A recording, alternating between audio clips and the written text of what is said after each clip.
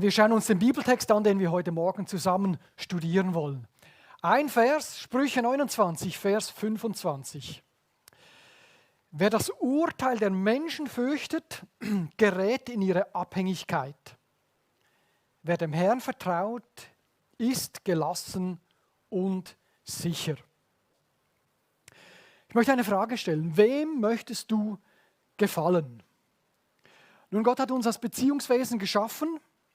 Und ich trage so den Wunsch in mir, dass ich geliebt werde, dass ich Anerkennung bekomme, dass ich wertgeschätzt werde. Du vielleicht auch? Zu dieser Sehnsucht gehört, dass das Angenommensein, das Wertgeschätzt werden, eine Triebkraft ist in meinem Leben. Manchmal mehr, als mir bewusst ist. Und ich glaube, dieser Wunsch nach Annahme, nach Wertschätzung ist nichts Schlechtes. Das ist durch etwas, was Gott in uns hineingelegen hat. Und ich bin dankbar, dass ich in einer Ehebeziehung bin, dass ich in einer Kleingruppe bin, dass ich in einer Gemeinde bin, wo ich Wertschätzung und Liebe erlebe und erfahre. Nicht immer gleich viel, aber immer wieder genug, was ich so brauche. Und ich habe diese Predigt vor einer Woche gehalten und ich habe damals der Gemeinde Danke gesagt, dass sie mich wertschätzen, dass sie mich lieben, auch ermahnen, das gehört auch dazu. Das gehört alles dazu. Doch wie bei allem Guten kann der Wunsch nach Annahme, nach Wertschätzung auch missbräuchlich gelebt werden. Es kann zu einer Anerkennungssucht werden, die mich in ein Gefängnis hineinbringt, wo ich Angst habe, abgelehnt zu werden. Und wer Menschen gefallen möchte, es kann passieren, dass man dann sagt, ich kann nur glücklich sein, wenn mich die anderen mögen. Und das ist als Pfarrer ganz schwierig, weil du hast immer auch die dich nicht mögen. Und vielleicht in deinem Umfeld auch, im Beruf oder wo auch immer du bist. Menschenfurcht oder Gottesfurcht? Menschenfurcht verhindert, dass du den Auftrag lebst, den Gott dir gegeben hat.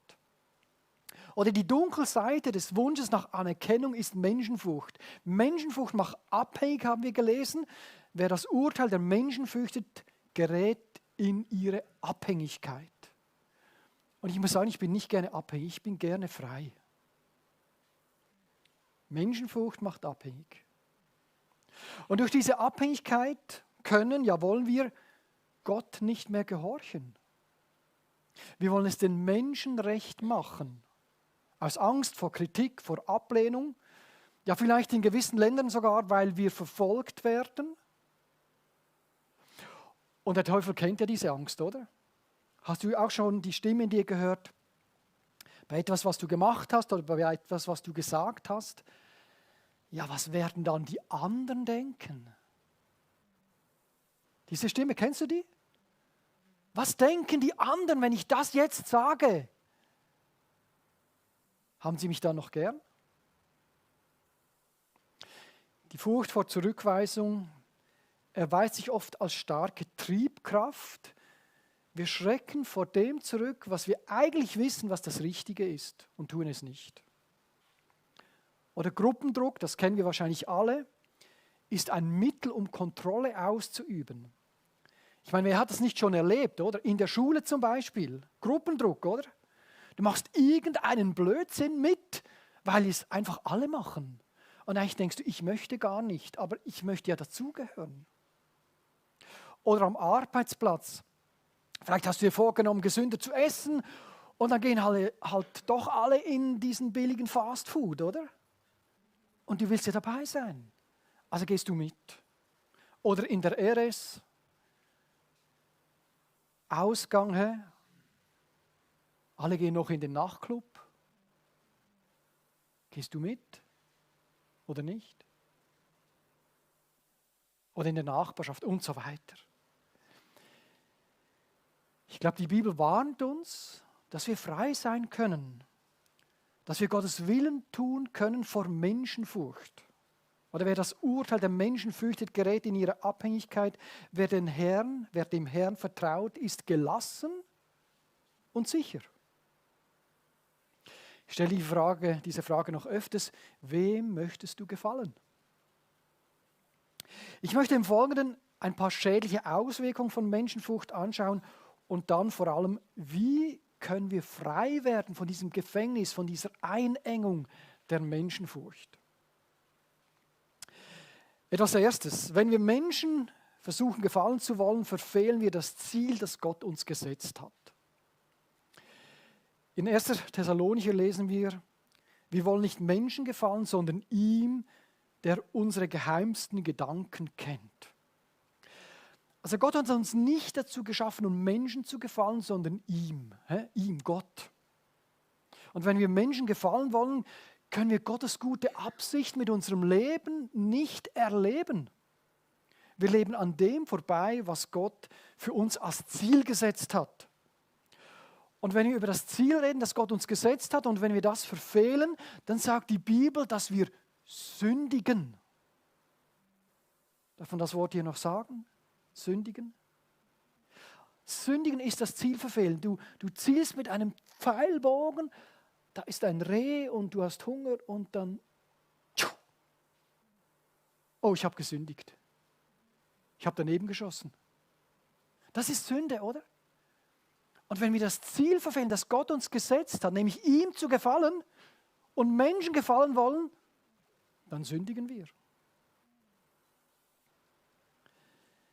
Etwas Zweites. Wenn wir versuchen, Menschen gefallen zu wollen, können wir im Glauben nicht wachsen. Wie solltet ihr auch glauben können? Bei euch ist jeder darauf aus, von den anderen Anerkennung zu bekommen. Nur die Anerkennung bei dem einen wahren Gott sucht ihr nicht. Aus Angst vor Kritik und Ablehnung sind wir nicht bereit, im Glauben Risiko einzugehen. Und Glaube ist immer ein Risiko. Der Text sagt sogar, oder, wie solltet ihr glauben können? Also ihr könnt eigentlich gar nicht glauben, weil ihr Menschen gefallen wollt und nicht Gott.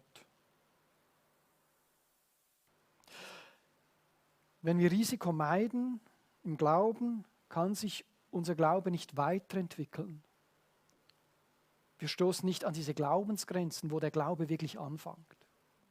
Ein tolles Beispiel, oder Petrus. Er musste Glauben haben, um den Schritt aufs Wasser zu wagen.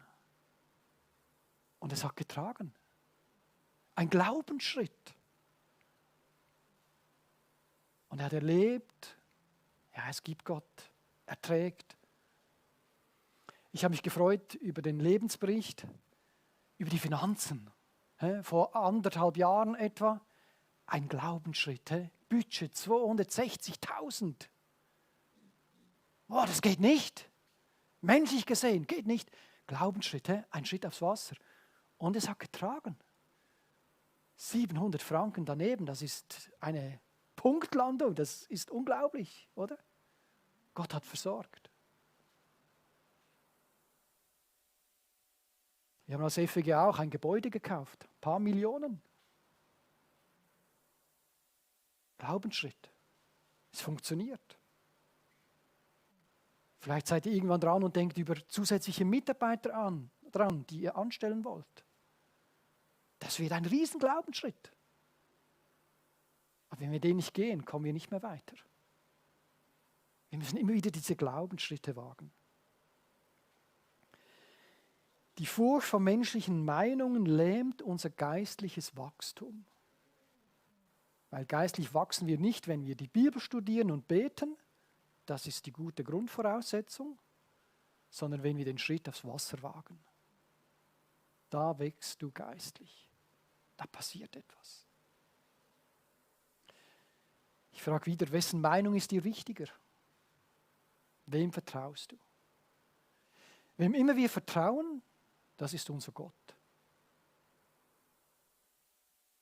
Wenn wir auf die Meinung eines Menschen mehr Wert legen als auf die Meinung Gottes, dann räumen wir dem Betreffenden die Macht und Autorität ein, die eigentlich Gott zustehen würde.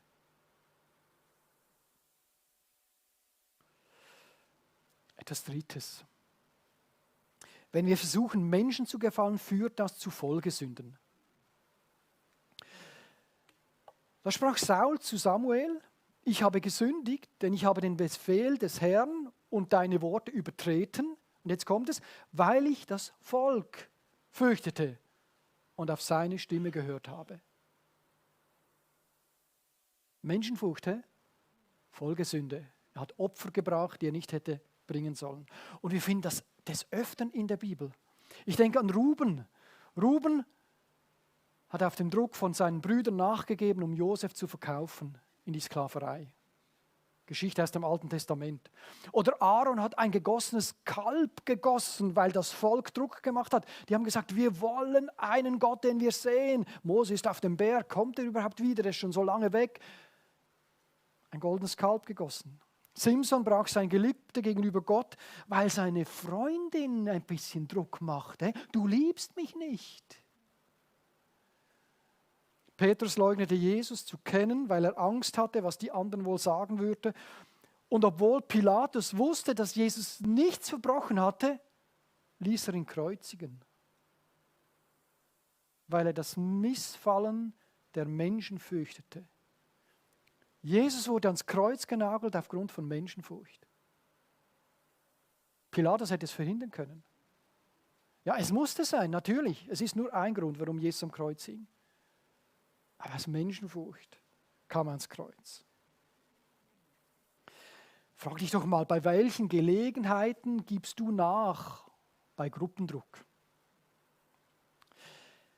Ich bin ganz offen, wenn deine Freunde der Grund dafür sind, dass sie dich von der Hingabe und vom Glauben abhalten.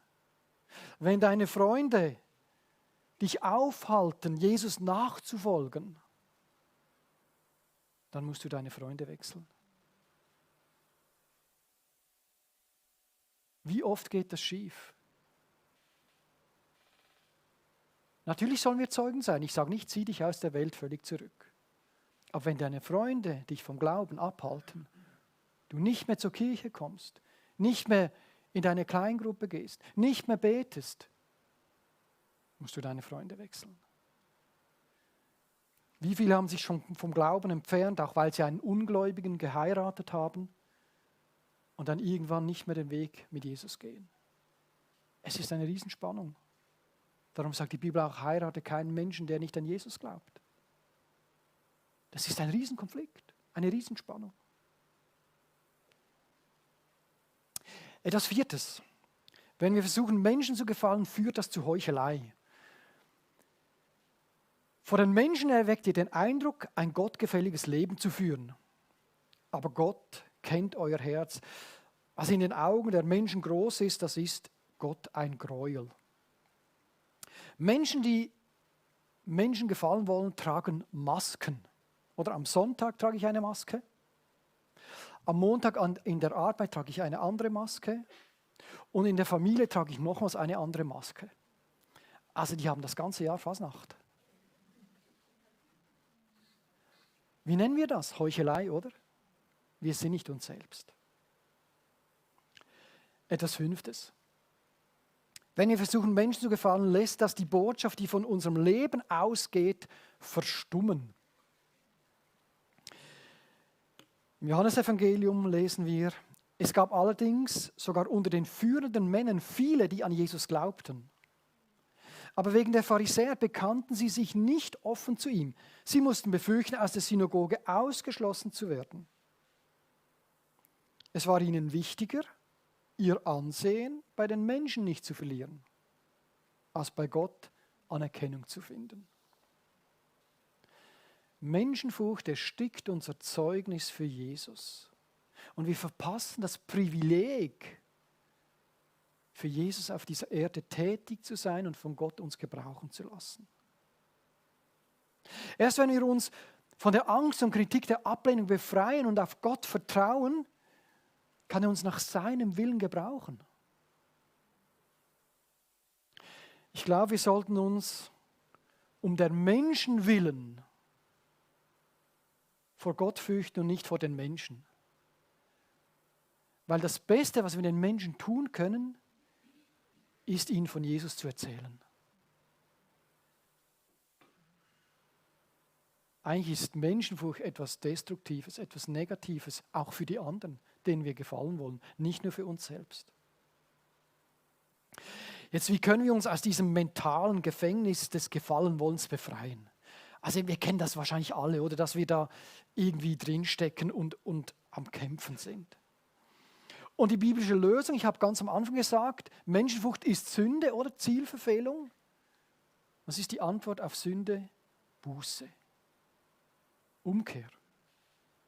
Umkehr von der Menschenfurcht zur Gottesfurcht. Ein Text, das das schön beschreibt, ist der Römerbrief in Kapitel 12, Vers 2. Da heißt es, richtet euch nicht länger nach den Maßstäben dieser Welt. Also Menschenfurcht, da richtet man sich nach den Maßstäben der Menschen, der Welt.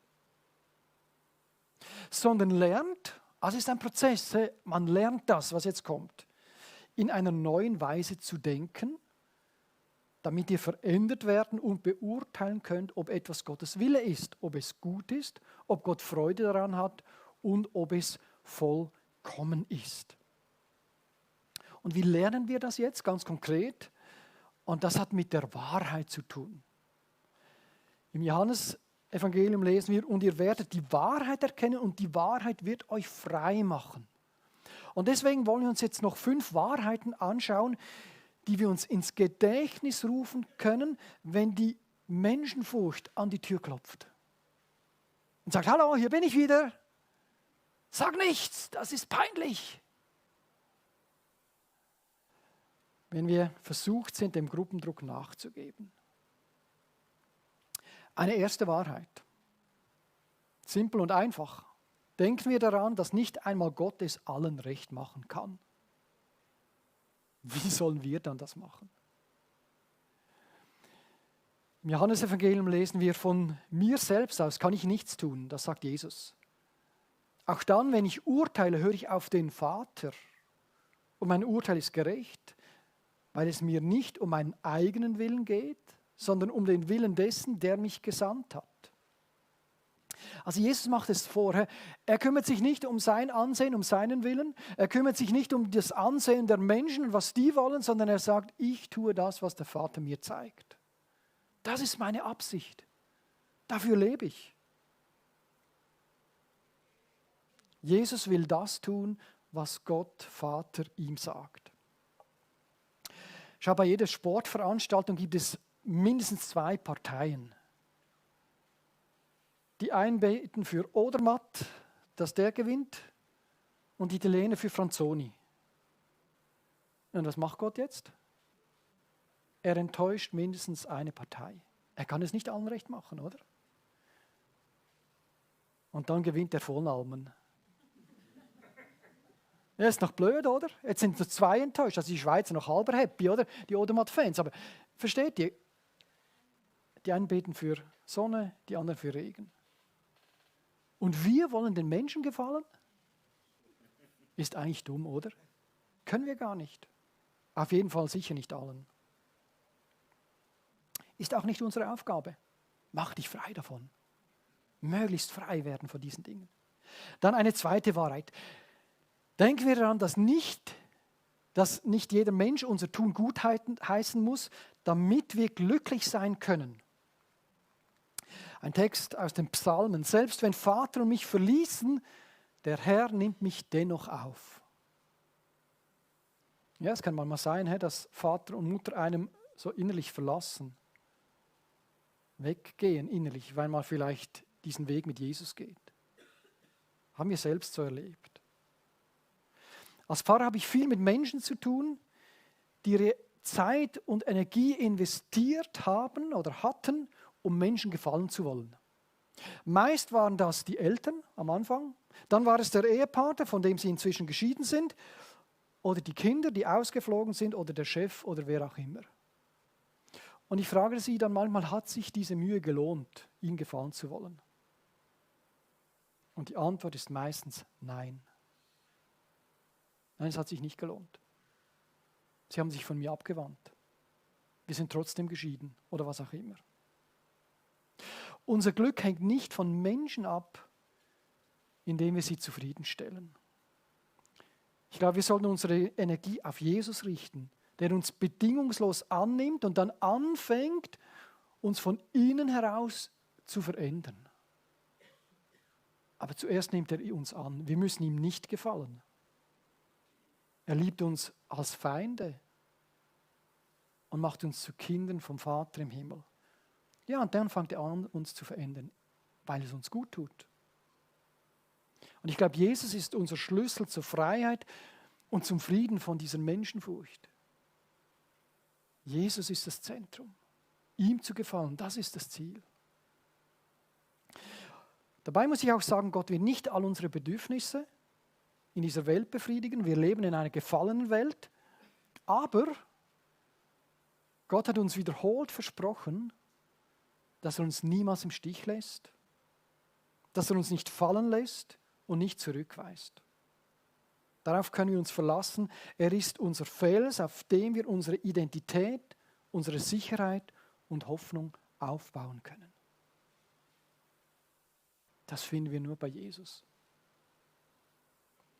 Eine dritte Wahrheit. Denken wir daran, was uns jetzt so wichtig erscheint, ist vergänglich. Und die Welt mit ihren Begierden vergeht, doch wer so handelt, wie Gott es will, wird für immer leben. Was Menschen von uns halten, heute oder vielleicht in der Vergangenheit gehalten haben, ist das noch wichtig in ein paar Jahren? Also denk vielleicht mal zurück in der Schulzeit. Da hast du sicher dem Gruppendruck ab und zu mal nachgegeben und so und eine Meinung vielleicht zurückgehalten. Und interessiert das heute noch jemand? Hast du zu diesen Leuten überhaupt noch Kontakt, für die du damals nicht zu dir selbst gestanden bist? Ich vermute nicht. Wie wichtig ist das von damals noch heute? Ich glaube, wer Menschen gefallen möchte, denkt zu kurzfristig. Das Menschliche vergeht, aber Gott bleibt. Wem möchtest du gefallen? Eine vierte Wahrheit, denken wir daran, wir müssen nur einer einzigen Person gefallen. Im Galaterbrief lesen wir, da sagt der Paulus, sagt selbst, bin ich, wenn ich so rede, auf die Zustimmung der Menschen aus oder auf die Zustimmung Gottes? Geht es mir wirklich darum, Menschen zu gefallen? Wenn ich noch Menschen gefallen wollte, wäre ich nicht ein Diener Christi. Also wenn das, was ich tue, Gott gefällt, dann mache ich das Richtige. Ja, da musst du nicht mehr viel überlegen. Das ist doch enorm befreiend. Das vereinfacht unser Leben doch enorm, oder? Wenn ich nicht ständig mir überlegen muss, gefällt das jetzt dem in der Gemeinde, wie ich predige, oder gefällt es dem oder ihr oder den Jungen oder den Alten, oder das ist ein Riesenstress, oder? Da merke ich, jetzt diese Predigt, die spricht vielleicht die Eltern weniger an oder die Jünger, oder jetzt muss ich noch irgendwie.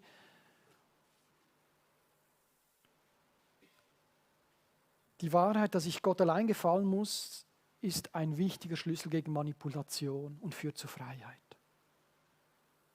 Und Gott ist ja nicht ein Knechtentreiber, der uns wieder einengt, sondern er zeigt uns, wie Leben wirklich gelingt.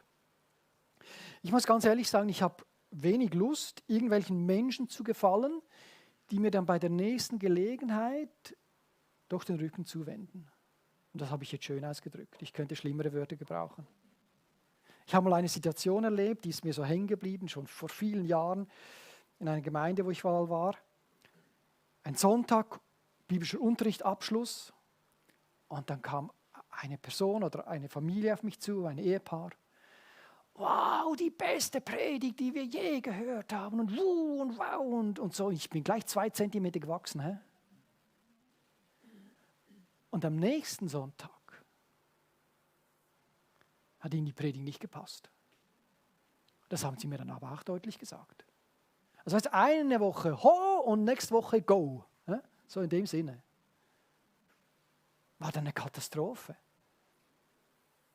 Aber so sind wir Menschen. Gott ist da ganz anders.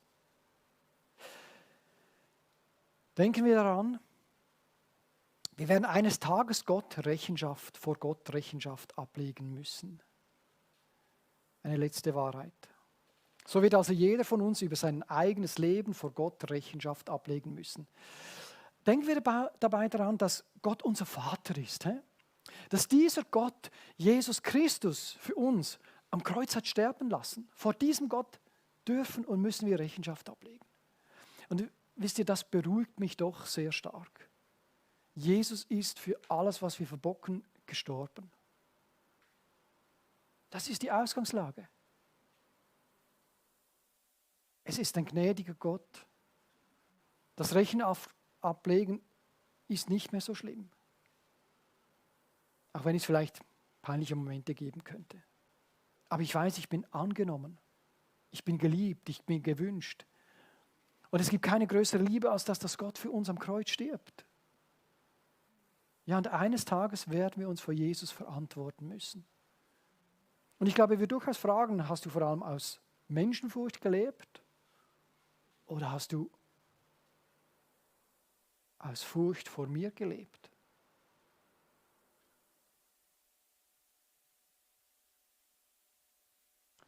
Ich möchte Mut machen.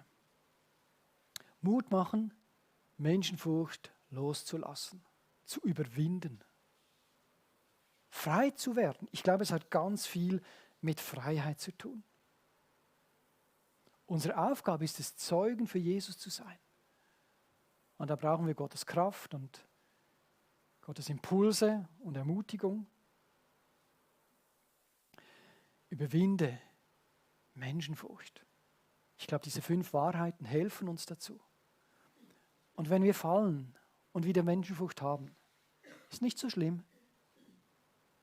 Wieder umkehren, wieder zurück zu Gott und wieder neu anfangen. Und das nächste Mal haben wir vielleicht ein bisschen mehr Mut den Schritt zu wagen auf das Wasser. Dazu lade ich euch von Herzen ein. Jesus hat sich für dich entschieden. Er ist zu dir gestanden. Und das tut er auch weiterhin. Machen wir es ganz gemäß dem Römer Kapitel 12, Vers 2. Richtet euch nicht länger nach den Maßstäben dieser Welt, sondern lernt in einer neuen Weise zu denken, damit ihr verändert werden und beurteilen könnt, ob etwas Gottes Wille ist, ob es gut ist, ob Gott Freude daran hat und ob es vollkommen ist. Ich bitte jetzt das Musikteam nach vorne zu kommen. Sie werden uns in eine Zeit der Stille hineinführen mit etwas Musik. Und irgendwann werden sie switchen zum Lobpreis, zum nächsten Lied. Gib Gott doch eine Antwort. Jetzt einfach in dieser Zeit, wo du Musik hörst, sprich mit ihm. Vielleicht musst du bekennen, dass du aufgrund von Menschenfurcht schon ganz viele Male versagt hast, das Ziel verfehlt hast. Jesus vergibt. Bitte Jesus darum, dass er dir Kraft gibt durch den Heiligen Geist, zu Jesus Christus zu stehen, seinen Willen zu tun, wo immer du bist, im Alltag. Jesus steht zu dir. Ich möchte noch beten. Ja, Jesus, wir danken dir, dass du nicht feige gewesen bist und uns verleugnet hast.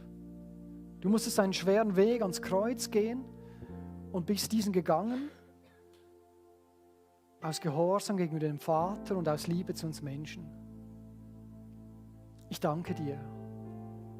Und Jesus, ich bitte dich, ermutige uns und stärke uns, im Alltag zu dir zu stehen, Zeugen zu sein, deinen Willen zu tun, neu zu denken, so wie du denkst und so zu denken, wie es dir gefällt. Ich bitte dich da um deine Gnade, ich bitte dich um den Heiligen Geist, der uns ausrüstet dafür und stärkt. Amen.